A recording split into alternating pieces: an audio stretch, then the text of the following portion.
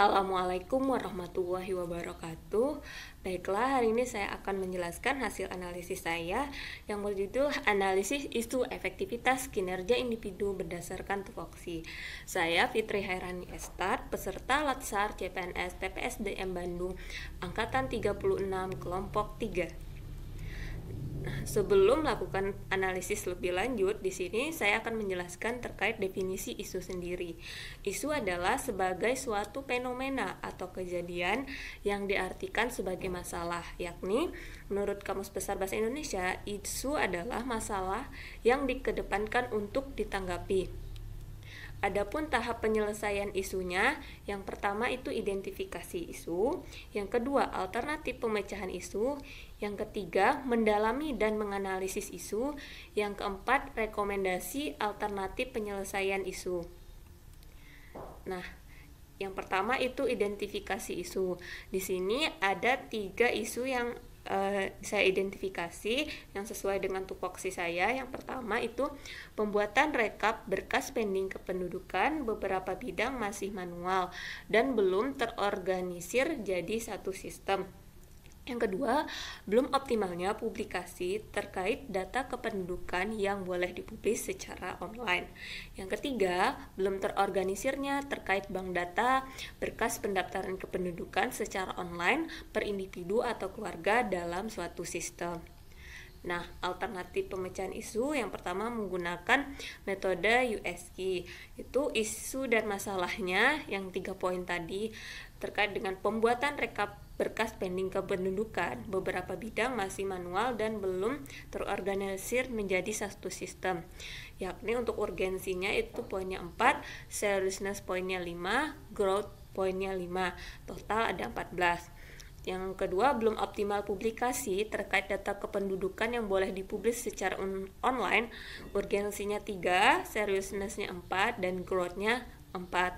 Total adalah 11. Yang ketiga, belum terorganisirnya terkait bank data berkas pendaftaran kependuduk secara online per individu atau keluarga dalam suatu sistem.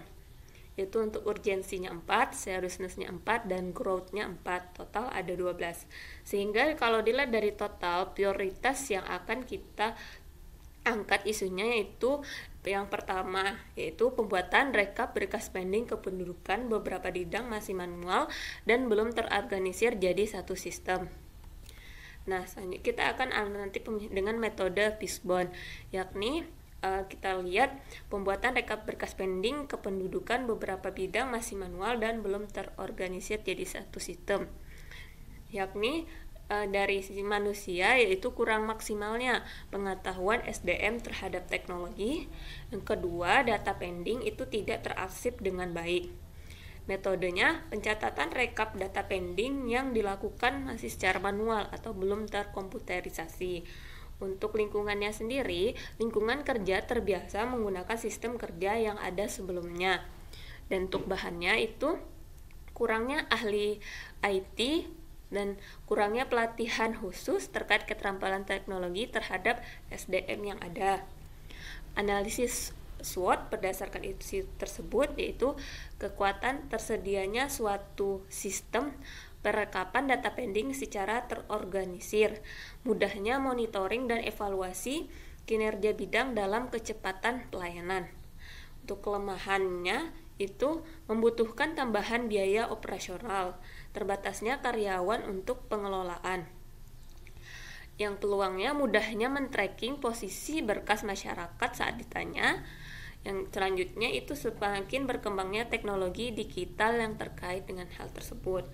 Ancamannya masih banyak orang yang awam IT sehingga lebih nyaman terhadap sistem yang manual.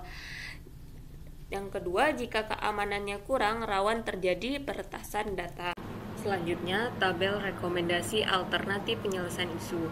Isunya, pembuatan rekap berkas pending kependudukan, beberapa bidang masih manual dan belum terorganisir jadi satu sistem. Penyebabnya, kurangnya ahli IT dan lingkungan kerja yang terbiasa mengikuti sistem kerja yang ada sebelumnya. Adapun alternatif penyelesaiannya, yang pertama, adanya SOP dan evaluasi terkait rekap data pending.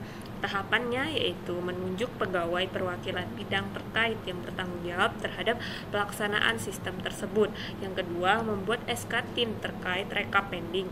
Yang ketiga, melakukan monitoring dan evaluasi sesuai data rekap pending yang diisi dalam sistem tersebut. Yang keempat, menganalisis hasil monitoring dan evaluasi. Hasil yang diharapkan memiliki data rekap pending yang telah terorganisir dalam suatu sistem. Yang kedua, memiliki sistem atau aplikasi terkait rekap data pending secara online dan terorganisir. Tahapannya yang pertama itu pembuatan sistem rekap pending, yang kedua penerapan sistem rekap pending yang bisa diakses setiap pegawai. Hasil yang diharapkan yaitu pegawai tidak perlu lagi melakukan rekap secara manual. Pegawai tidak perlu bertanya berkas lagi jika ada pertanyaan terkait berkas pending dari masyarakat. Yang ketiga, memberikan teguran atau sanksi kepada pegawai yang ditunjuk sebagai penanggung jawab rekap pending online jika tidak melaksanakan tugas. Tahapannya yaitu memantau kinerja pegawai sesuai SK tim yang telah ditunjuk dalam penginputan rekap data pending. Yang kedua, melakukan pelatihan terhadap pegawai yang belum mahir dalam penggunaan sistem dan memberikan penghargaan terhadap pegawai yang telah aktif mengisi data rekap pending. Hasil yang diharapkan peningkatan efektivitas dalam bekerja para pihak yang terkait, yakni seluruh ASN dan tenaga honorer yang ada di instansi tersebut. Baiklah, itu dia hasil analisis dari saya terkait isu efektivitas berdasarkan tupoksi. Terima kasih.